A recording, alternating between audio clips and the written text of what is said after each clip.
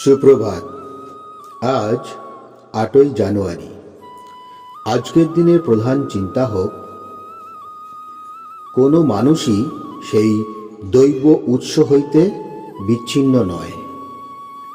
আজকের দিনে মহারাজের উপদেশ, আধ্যাত্মিকতায় কাহারও একচ্ছত্র অধিকার নাই। কেহই ইহাকে একমাত্র আমারই বলিয়া দাবি করিতে পারে না। ইহা তো কোনো শুষ্ক নিরস বস্তু নহে। আধ্যাত্মিকতা ভাবের অর্থ এই, যাহা কিছু নির্মম, যাহা কিছু হৃদয়হীন ও কঠোর, যাহা কিছু লাভালাভের চিন্তায় ভরা, তাহা হইতে দূরে সরিয়া যাওয়া।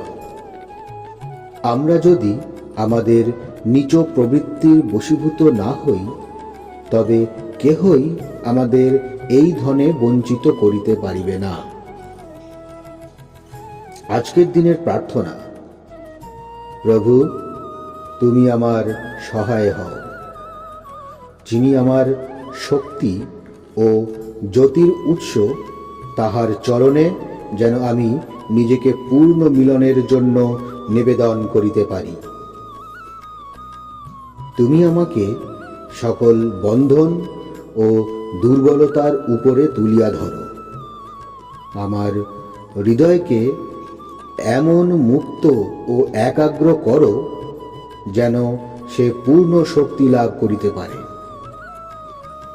যে আলোকে সব কিছু প্রকাশিত হয়, যে আলোক মুক্তিদান করে, যে আলোক দুঃখ দূর করিয়া নবজীবন দান করে, সেই আলোকের দিকেই যেন আমি দৃষ্টিপাত করি।